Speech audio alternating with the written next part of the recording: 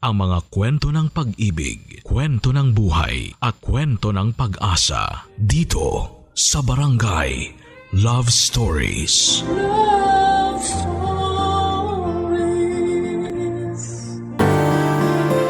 Hindi madaling tanggapin pabalik ang isang taong nang iwan ng walang paalam. Yung taong akala mo ay mapagkakatiwalaan mong palaging nandyan pero sa huli ay mawawala rin naman. Ikaw, kabarangay, sino ba ang taong nang iwan sa'yo na sobra mong pinagkatiwalaan? Dear Papa Dudut, ako nga pala si Manilyn, 18 years old sa kasalukuyan at gusto ko lang i-share sa inyo ang naging buhay naming pamilya noong namatay ang aking nanay noong 13 years old pa lamang ako. Hindi madaling mawala ng magulang sa murang edad, Papa Dudut. Lalo na kung nanay mo ang nauna. Hindi yun madaling tanggapin ng buong tahanan. Nagkaroon ng malubhang sakit ang nanay ko at wala kaming sapat na pera para idala siya sa ospital. Umasa kami sa mga pinapahid ng lola ko sa kanya. Ang tatay ko naman at ang 17 anyos na kuya ko na si Bert ay panay ang linis ng altar bilang paghingi ng tulong sa Diyos. Pero walang nagawa lahat ng mga efforts namin para mabuhay si nanay. Sobrang sakit at para bang pati kami ay namatay noong pumanaw si nanay. Siya ang nagbibigay ng liwanag at pagmamahal sa aming tahanan. Nagdilim at kumupas na ang lahat pagkatapos niyang lumisan sa mundo. Ang kuya Bert ko na madalas kong kasama at kakwentuhan noon ay biglang umiwas at lagi na lamang tahimik. Ramdam mo kahit sa malayo ang galit niya. Ang lola ko ay pinipilit magpakatatag sa pagkamatay ng anak niya at para sa aming mga apo niya. At si tatay, ayon, walang ibang ginawa kundi ang ibuhos sa alak at galit ang lahat ng nararamdaman nitong pagluluksa kay Nanay Papa Dudut.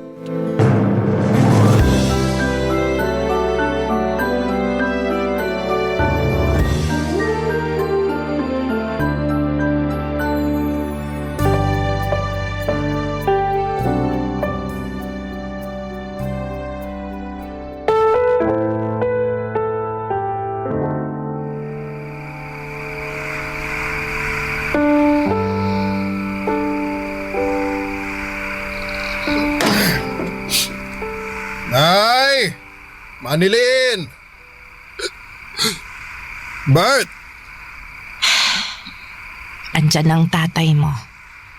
Oh, nandito lang pala kayong maglola sa kwarto eh. Anong ulam? Wala nang natira para sa'yo. Pinakain ko na lahat sa mga anak mo. Langya naman. Ako nagtrabaho para sa ulam na yon pero ako pa tong naubusan. Eh kung umuwi ka lang sana ng maaga, di sana nakihati ka pa sa mga anak mo kanina. At para sabihin ko sa'yo, pinagkasya ko lang ang kakaunting ulam na yon para sa aming tatlo. Inutang ko pa yun sa karinderya kanina dahil wala ka namang iniwang pera. Eh sa wala nga eh. Ano magagawa ko? Ganon na lang ba yon? Pag wala na, di nagagawa ng paraan. Eh para naman tanga to si nanay oh.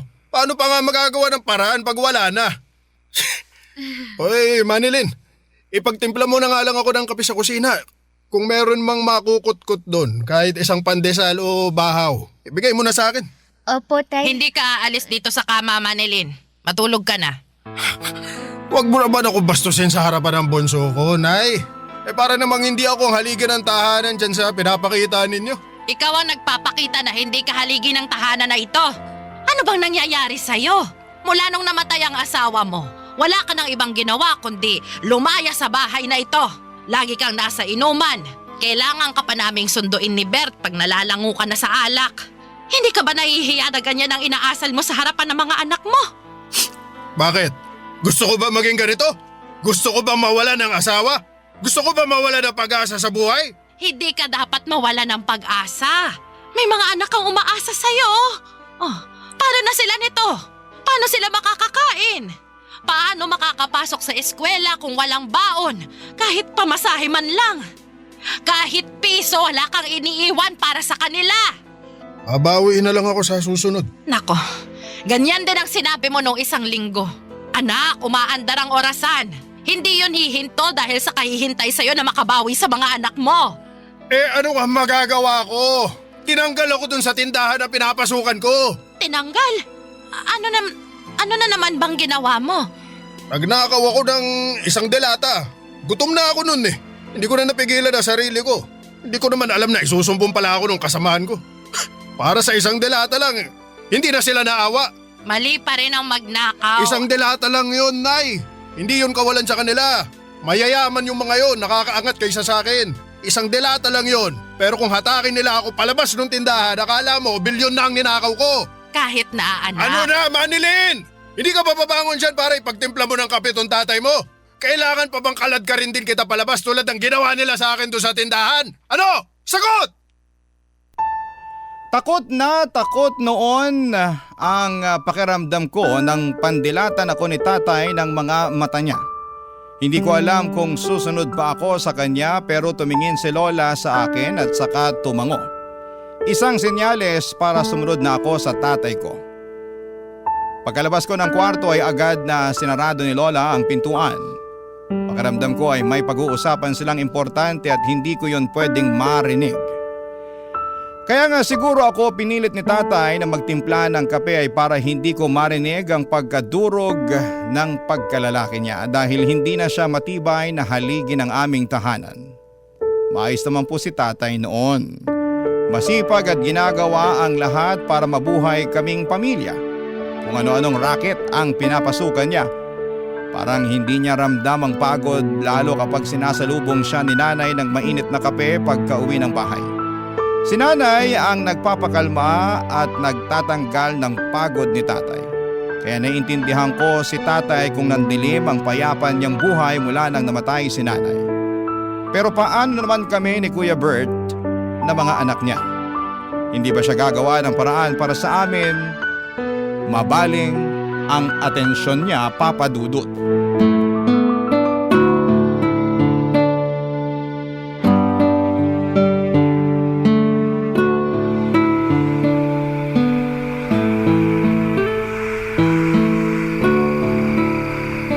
Lola, Manilin, apo. Ano yon? hindi pa ba uuwi si tatay? Aha? Uuwi yun. Binilang ko po kasi sa kalendaryo. Mag-iisang buwan na po siyang hindi umuwi eh. Hayaan mo, apo. Mamaya, pagka-uwi ng Kuya Bert mo, hahanapin namin ang tatay niyo. Baka nasa inuman lang ulit yun. Lola, Ano yon, apo? sabi po ng kapitbahay natin, hindi na raw po babalik si tatay. Iniwan na raw po niya tayo. Mga tsismosa talaga sila. Huwag kang lalapit ulit sa mga iyon, ha? Walang maitutulong ang mga iyon sa atin. Gusto lang nilang makitang nasisira ang buhay ng iba. Baka totoo naman po kasi ang sinasabi nila. Kasi kung gustong umuwi ni tatay, dapat dati pa. Tsaka konti na lang po yung naiiwang damit niya sa cabinet eh. Yung iniwan pa niya, yung mga hindi na niya sinusuot. Babalik yon, apo. May tiwala ako.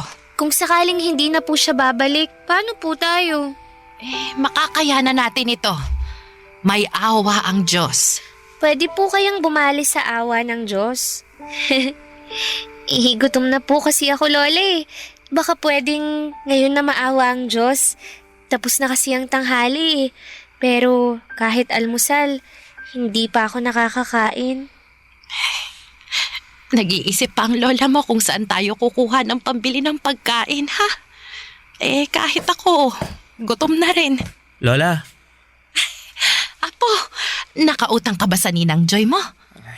i-advance na lang daw niya ang regalo sa akin sa Pasko. Inabutan ka na niya ng aginaldo? Inabutan niya ako ng 1 kilong bigas, 2 sardinas, tsaka 1 pabulok na kamatis at sibuyas. Merry Christmas daw. Ay, nako, ayos na yan.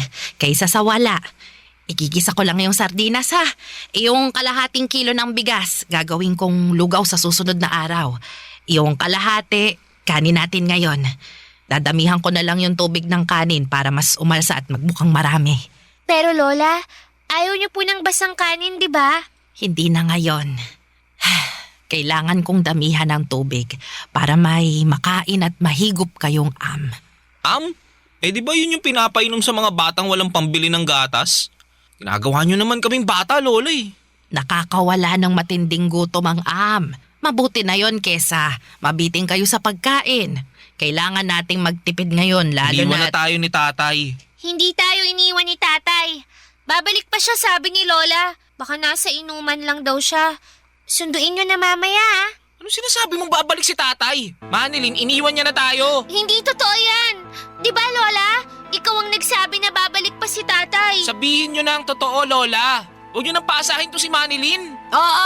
Oo na. Hindi na babalik ang tatay niyo dahil iniwan niya na tayo. Nahuli ko siya nung araw na tumakas siya habang tulog kayong dalawa. Hindi ko na siya hinabol kasi alam kong ayaw niya na rin dito.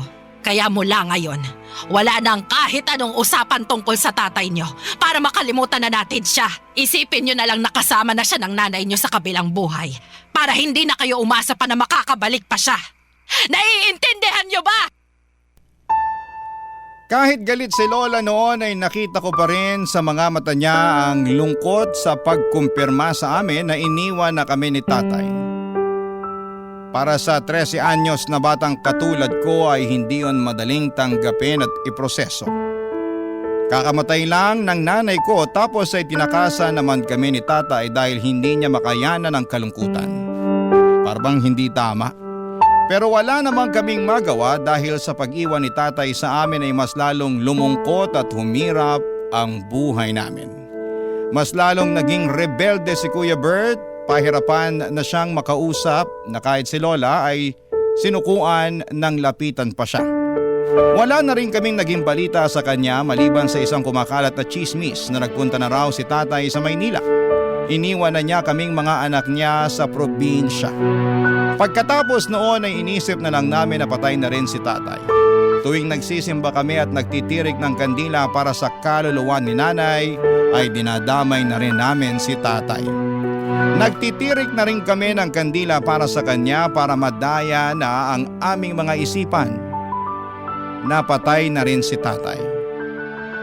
Ang hirap namang magluksa sa isang taong buhay pa pero mas piniling huwag magparamdam. Papa Dudut. Barangay Love Stories. Barangay Love Stories.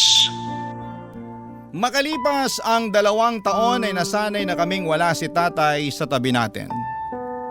15 anyos ako noong nagsimula na akong magtrabaho at tagabantay ako ng baby ng teacher ko. Kapalit noon ay siya ang nagpapaaral sa akin. Binibigay na rin niya ang mga tira-tira nilang pagkain para may maiuwi ako sa amin. Paminsan-minsan ay inaabutan ako ng kaunting barya para may maiabot ako kay Lola na panggastos namin sa bahay. Si Lola naman ay namumulot ng mga natapong palay sa kiskisan para merong kaming bigas. Naglalabandera na rin siya sa isang teacher ko, Papa Dudut. Nagtutulungan kami ni Lola para makaraos sa buhay. Maliban kay Kuya Bert. Mula noong inabandona kami ni tatay ay mas tumindi nga ang pagre-rebelde ni Kuya Bert. Halos hindi na ito umuuwi ng bahay. Lagi namin siyang sinusundo ni Lola sa mga pinupuntahan niyang inuman. Dati si Lola at Kuya Bert ang sumusundo kay tatay sa inuman. Pero ngayon, kami na ni Lola ang sumusundo kay Kuya Bert pag wasak na ito sa inuman.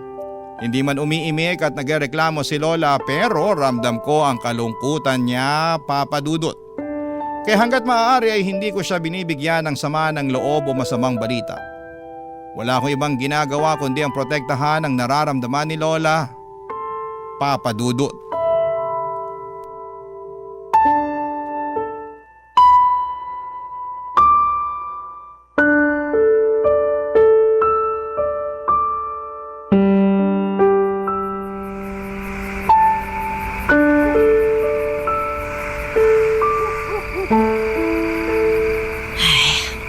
Buong araw ako sa kiskisa ng palay, pero wala pang isang saloptong napulot ko. Nakausap mo na ba ang mga guro mo? Wala ba talagang magpapalabas sa kanila? Kahit mga kurtina lang. Wala raw po eh.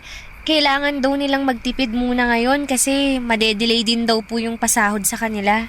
Pag tinamaan ka nga naman ng malas, ay, problema nila sa sahod, pati tayong umaasa sa kanila, madadamay. Lola, Ano yon? sa susunod daw po na pasukan, hindi na raw muna ako pag-aaralin ng teacher ko. Kasi kapos din daw sila sa budget eh. Tsaka sabi nila, hindi na rin daw kailangan ng mag-aalaga sa anak niya. Sabay-sabay na talaga ang mga problema. Pasensya na po, Lola. Bakit ka naman humihingi ng pasensya, Apo? Hindi mo naman kasalanan tong nangyayari sa atin ngayon eh. Pasensya na po kasi wala akong maitutulong para gumaan ang buhay natin. Pambihira kang bata ka. Wala kang ang dapat gawin eh. 15 anyos ka pa lang. Bata ka pa lang at dapat pag-aaral lang ang inaatupag mo. Pero dahil may tatay kang batugan at makasarili, kaya andito ka ngayon sa tabi ko. Kasama kong namomroblema sa gastos. Akala ko po ba hindi na natin babanggitin si tatay? Pasensya ka na, Apo, ha? Nadala lang ako ng emosyon ko eh. Nakokonsensya lang ako na ikaw tong nagdaramdam dahil wala kang maitulong para mabuhay tayo. Hindi mo naman to obligasyon pero ikaw ang nakakaramdam ng hiya. Ay, kung meron lang sanang hiya ang tatay mo, wala tayo sa ganitong posisyon eh. Paano po kaya kung hanapin natin si tatay? Pumunta tayo ng Maynila. Apo, masyadong malawak ang Maynila. Hindi magiging madali ang paghahanap sa kanya. At hindi biro ang maghanap ng taong ayaw naman magpahanap. Hindi ko pa rin po kasi maintindihan kung bakit kailangan ni tatay namang iwan.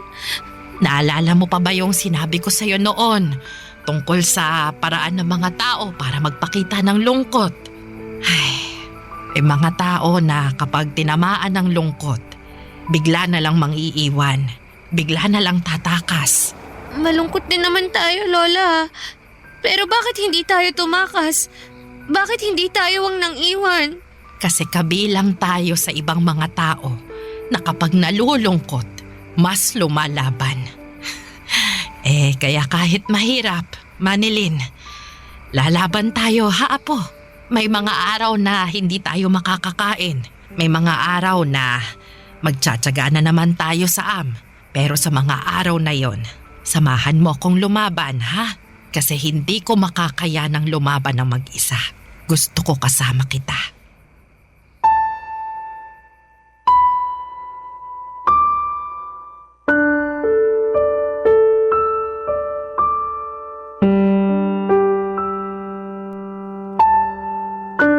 Habang naglalakad ay may nadaanang kaming simbahan, Papa Dudut. Simbahan po yon na iba ang relihiyon. Pero pumasok kami para magdasal. Walang ibang laman ang dasal namin kundi bigyan kami ng Diyos ng kaunting pagkain para makatulog kami nang hindi kumakalam ang sikmura namin. Pagkalabas namin ng simbahan, may lumapit sa amin ang mga miyembro ng simbahan. Inabutan kami ng mga siopaw at juice. Extra daw nila yon mula sa outreach program na dinaluhan nila. Napangiti na lamang kami ni Lola, parang sinagot kaagad ng Diyos ang dasal namin sa pamamagitan ng ibang tao. Iba talaga kung gumalaw ang Diyos. May natira pang isang siopaw at balak naming ibigay yon kay Kuya Bert. Alam naming nasa inuman siya kaya hinahanap namin siya at pinuntahan namin. Mabilis lang namin siyang natunton. Nasa gilid siya ng riles at mukhang nasa kalagitnaan ng pagkalasing. Nakatayo pa naman at nakilala kami kaagad at pagkalapit namin ni Lola sa kanya ay nakiusap si Lola na sumabay na siyang umuwi sa amin dahil delikado na ang riles ng mga oras na yon. Inedyokan naman si Kuya Bert ng mga kainuman niya na umuwi na kasama kami. Kinantsawan pa nga siya na parang paslit na sinusundo. Dumilim ang itsura ni Kuya Bert para itong nainsulto. Pagka-uwi ng bahay, doon niya ibinuhos ang pagkapahiya niya sa mga kainuman niya, Papa Dudut.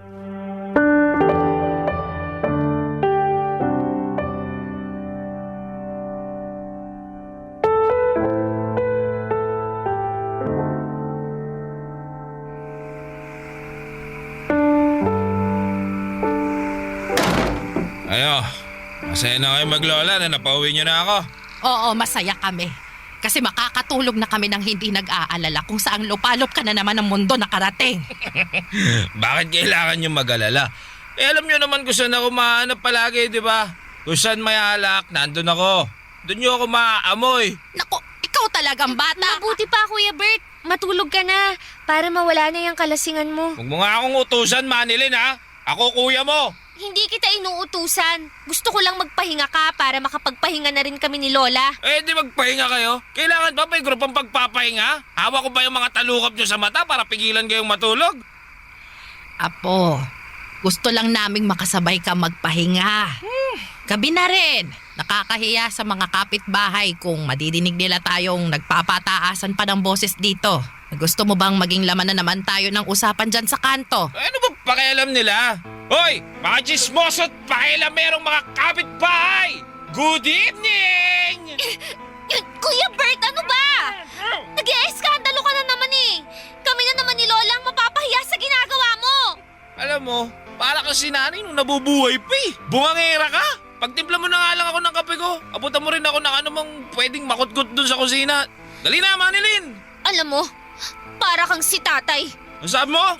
Bert, Manilin, matulog na kayong dalawa, ha? Bukas din hindi nyo na maiisip tong Walang matutulog hanggat hindi ko natuturuan ng leksyon tong si Manilin. Bakit mo ako tuturuan ng leksyon? Eh di ba para yun sa mga nagkakamali? Wala namang mali sa sinabi ko ah. Totoo namang para ka ng si tatay. Basta gulero, lasinggero, walang kwenta. Bastos ka bata ka! Bert! Bert, bakit mo sinaktan ang kapatid mo? Manilin, Apo, ayos ka lang ba? Di lang yan ang aabutin mo, Manilin. Sa susunod na pastusin mo pa ako. Di kita pinastos! Nagsabi lang ako ng totoo! Tama na, Manilin. Ha? Parang awa mo na, Apo. Tama na, Apo. Nasasaktan ka ba sa katotohanan, Kuya Bert? Habang tumatagal, kumagaya ka na kay tatay. Wag na wag mo akong ikukumpara sa walang kwenta nating ama, ha? Hindi ako katulad niya. Tama na! Tama na ako! Bawiin mo ang sinabi mo! Hindi! Ayoko! Talagang gusto mong masaktan palalo, ha? Ako na lang ang babawi! Hindi ka katulad ng tatay mo, Bert! Hindi! Kaya tama na! Huwag na kayo magsakit ang magkapatid! Noong nabubuhay pa si nanay, madalas namin siyang kasama ni Kuya Bert sa paglalakad tuwing hapon. Ito ang paraan ni nanay para makausap kami ng kalmado ni Kuya Bert. Para may malaman siya tungkol sa mga pinagkakaabalahan at nararamdaman namin. Napakasaya noong buhay pa si nanay, Papa Dudut.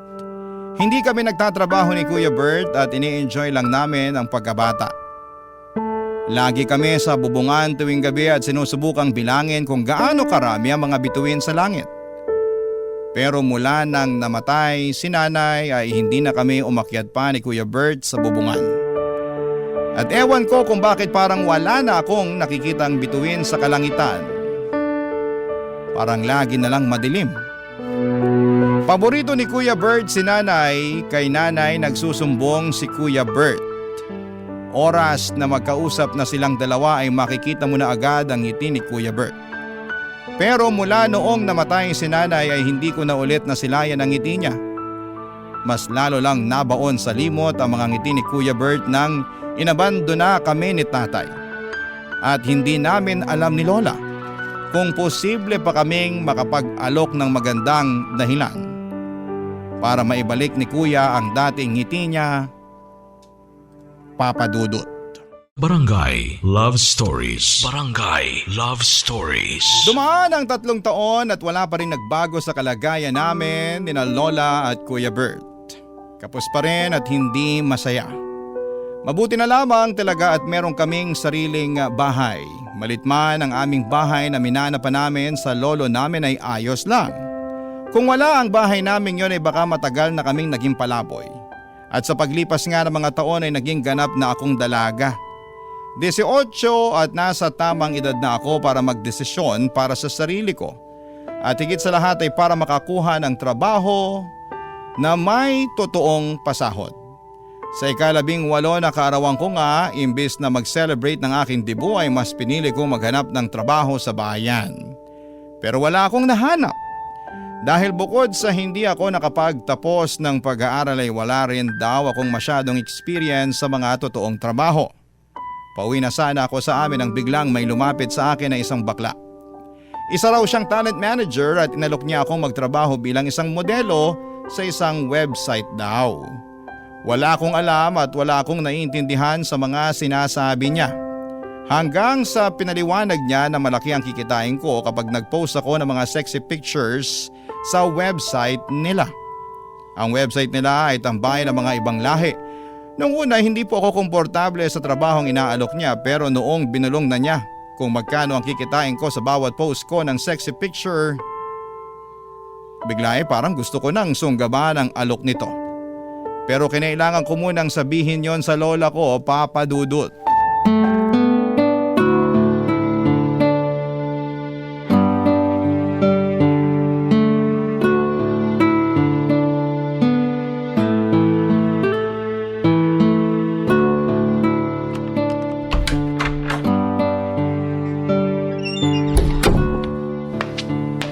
Lola, nakauwi na po ako. Manilin! Akala ko gagabihin ka pa ng uwi. Nasuyod ko na po yung buong bayan. Nahirapan po akong maghanap ng trabaho. Hayaan mo, Apo. Sa susunod, meron na magtitiwala sa'yo na aluking ka ng trabaho. Ay, gutom ka na ba? Kasi may inabot sa aking pansit bihon yung mga taga-barangay hall. Natira daw nila mula sa birthday nung sekretarya ni Kapitan. Halika na, samahan mo akong kumain habang mainit pa yung pansit. Pero Lola, ang totoo po niyan meron pong nag-alok sa akin ng trabaho. Aha! Bakit hindi mo sinabi agad? Ayun naman pala! Saan ba yan, ha? Anong trabaho? Anong gagawin mo? Magkanong sahod? Malaki po ang pasahod. Doon ako sigurado. Salamat po, Diyos ko! Nagbuga rin lahat ng ipinagdasal natin. Makakaraos na tayo sa buhay, Apo! Sana nga po.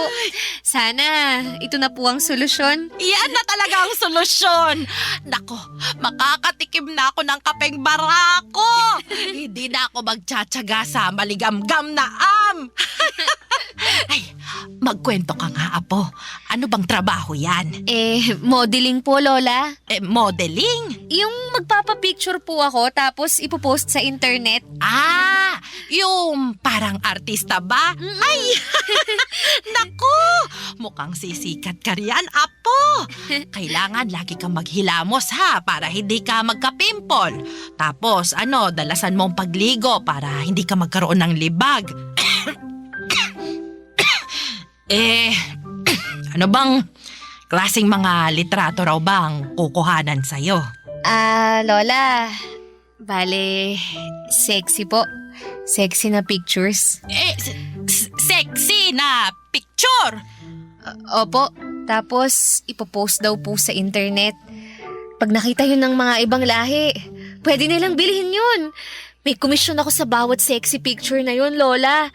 Sabi nung baklang manager sa akin kanina, marami na raw siyang alaga na nakapagpatayo ng bahay dahil naging model sila. Gusto ko rin nun, Lola. Mapapalaki na natin tong bahay. Mapapalitan na natin yung mga butas na bubong. Makakabili na tayo ng bagong ref. Tsaka pupunuin ko yun lagi ng pagkain. At yung kape nyo, di ba? Matagal yun ang gustong makatikim ng kapeng barako. Makakabili na tayo nun kahit walang okasyon. Ganun kalaki ang kikitain ko sa pagmamodel, Lola. Apo, hindi ko yata gusto ang pagmamodel-model na yan, Parang mali, Maglalagay ka ng mga sexy na litrato sa computer? Sa internet po. Sa internet at pagpepiestahan nyo ng mga ibang lahi. Hindi naman pagpipiestahan, Lola. Hindi naman ako parang handa sa piyesta na matitikman nilang lahat. Alam mo na kung anong ibig kong sabihin, Apo. Di ba, Lola? Ang tagal na nating pinagdarasal na umasenso. Baka ito na po yung sagot ng Diyos sa mga dasal natin. ito na yung blessing niya para sa atin. Ito yung sagot. Yung magpapakita ka ng katawan mo sa ibang tao. Ay, kailan pa ginawang blessing yun ng Diyos, ha? Lola, kailangan ko tong tanggapin. Kasi kung hindi, anong kakainin natin bukas? Kaya nyo pa bang humarap sa mga tindahan dito sa barangay natin para mangutang? Kaya nyo pa bang tiisin yung masasakit nilang salita at irap habang inaabutan kayo ng mumurahing sardinas? Kasi ako, Lola, ayoko na. Para maiba naman ang kapalaran natin. Maiba ang kapalaran. Gusto mo nang makasalan ng kapalaran. Yun ba, Manilin? Ako ayoko. Hindi ko hahayaan na gamitin mo ang katawan mo para mabuhay tayo. Hindi bali nang may butas ang bubungan natin. Hindi bali nang hindi ako makatikim ng kapeng barako o makaranas ng ref na puno kahit pa mas lumabo ang mga mata ko kakapulot ng mga butil ng palay sa kiskisan. Ayos lang. Basta wag mo lang ihain ang katawan mo sa ibang tao. Yun na nga ang kinakatakutan ko, Papa Dudut. Ang pagtanggi ni Lola sa plano ko. Wala rin naman akong nagawa at sinunod ko pa rin ang gusto niya. Masyado nang maraming pinagdaanan si Lola sa buhay. Ayoko na yung dagdagan pa, kaya naman blinak ko na rin ang number ng baklang manager na nakausap ko. Para hindi na ako matukso na lapitan siya para ibenta ang mga picture ng hubad na katawan ko. Habang tumatagal ay naiintindihan ko na si Lola mahirap ang buhay, oo, pero hindi magandang solusyon ang iladlad ko ang hubad kong katawan sa ibang tao para pagnasaan. Kaya naman bumalik na lamang ako sa mas alam kong trabaho. Ang maging kasambahay. Maswerte na lang at natanggap akong kasambahay sa isang konsihal namin. Ayos na ang pasahod, stay in ako at 2 araw lang ang day off ko sa loob ng 1 buwan. At ginagamit ko ang day off na yon para umuwi kay Lola at iabot ang naipong kong sahod. Halos lahat ng sahod ko ay inaabot ko kay Lola dahil wala naman akong ginagastos sa trabaho ko. Libre naman po ang lahat, Papa Dudut. Kaya natutuwa si Lola kasi nagkakaroon na ng laman ang ref namin kahit na hindi yon masyadong napupuno tulad ng pangarap namin. Hindi na rin niya sinosobrahan ang tubig ng sinaing para magkaroon ng Kahit papaano ay umaayos na ang buhay namin. Hanggang isang araw sa pag-uwi ko sa bahay ay ginulat ako ng mga nabalitaan ko.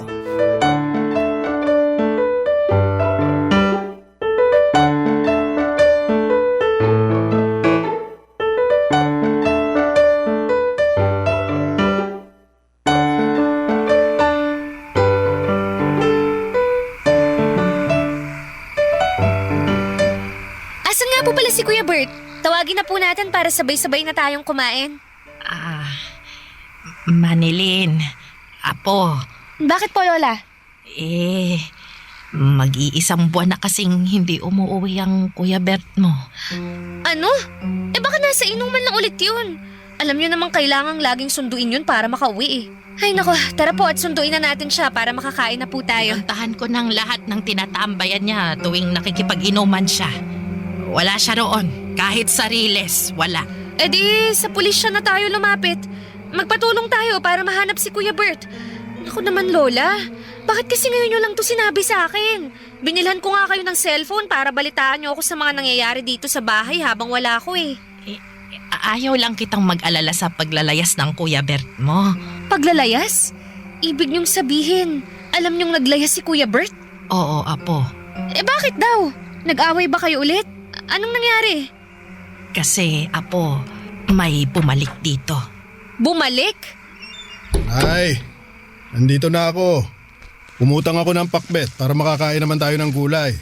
Bayaran nyo na lang kapag nagpadala ulit si Manilin. Tay, anong ginagawa mo rito? Manilin, anak. Mabutit na uwi ka na. Lola, anong nangyayari? Bakit nandito si tatay? Nay, hindi nyo ba nasabi kay Manilin na bumalik na ako? Manilin. Lola, bakit niyo pinabalik si tatay? Kasi naaawa naman ako sa tatay mo at sa bagong pamilya niya. May pamilya ka na, tay? Oo, Manilin.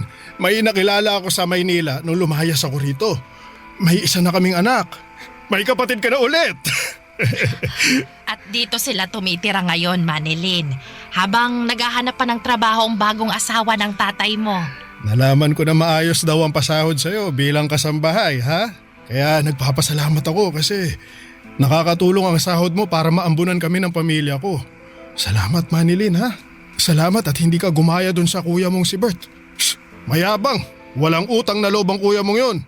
Alam mo bang ang sasakit ng mga sinabi niya sa akin nung pinatuloy ako rito ng lola nyo? Ayun, nung walang kumampi sa kanya, lumayas bigla. Mabuti na rin yun para mabawasan naman ang pinapalamon mo rito sa bahay. Balita ko lumaking basagulero yung Bert na yun. Mabuti na lang mayroon pa akong anak na katulad mo. Matino at saka responsable. Kaya, Manilyn anak, huwag ka sanang magbabago ha. Maging mapagbigay ka pa rin sana lalo sa akin na tatay mo. Wala na akong ibang makakapitan kundi ikaw lang. Masyado na akong matanda para maghanap ng trabaho.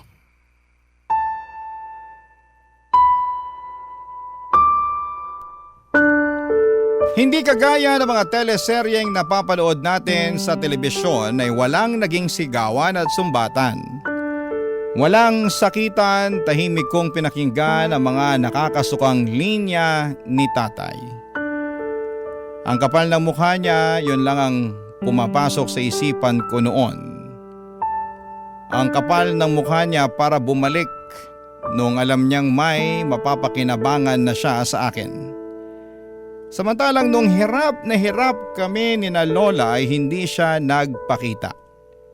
Hindi siya nagpakaama. Napansin ni Lola ang pananahimik ko. Alam niya marahil na yon ang paraan ko ng pagpapakita ng kalungkutan. Ang manahimik. Alam din niyang hindi ako komportable sa pagtanggap niya ulit kay tatay at sa bagong pamilya nito sa bahay namin. Kinausap niya ako ng masinsinan sa kwarto at inihingi niya ng tawad ang pagdidesisyon niya nang hindi nagsasabi sa akin. Napaiyak na lamang ako. Wala naman akong nagawa, gusto ni Lola na tumira roon si tatay at ang bagong pamilya nito dahil nalulungkot siyang mag-isa lalo't wala na ako roon madalas. Tapos bigla pang nawala si Kuya Bert. Naguguluhan tuloy ako. Kailangan ko na bang tanggapin si tatay pabalik sa buhay namin? Kailangan ko na ba siyang patawarin? Kasi sa totoo lang, hindi ko pa kaya. Tuwing nakikita ko siya ay kumukulo ang dugo ko lalo na kapag naaalala ko kung paano niya kami inabandona noong mga panahon na nagluluksa kami kay nanay at noong mga panahong wala kaming makain. Pero masaya si Lola tuwing kasama si tatay at ang bagong pamilya niya. Hindi ko naman pwedeng ipagkait yon kay Lola lalo't yon ang unang beses na nakarelax na rin siya sa buhay at nakakabawi na rin sa saya. Pero paano naman ako, Papa Dudut? Malungkot pa rin ako at masama ang loob sa ginawa ni tatay sa amin. Ano po ang gagawin ko, Papa Dudut? Ako nga rin po pala ay ang bumubuhay sa bagong pamilya ni tatay dahil mas pinili na ngayon ni tatay na huwag nang magtrabaho dahil nalaman niya ang sahod ko bilang kasambahay. Naisip niyang kaya naman daw nilang pagkasyahin ang sahod na ibinibigay ko sa kanilang lahat. Ano po ba ang dapat kong gawin, Papa Dudut? Sana po ay matulungan ninyo ako at ng inyong mga tagapakinig. Ang inyong kapuso at kabarangay forever, Manilyn. Nalilito pa rin sa live ang ating kabarangay. Ano kaya ang maipapayo mo sa kanya? Ibahagi mo yan sa ating comment section para mabasa rin niya.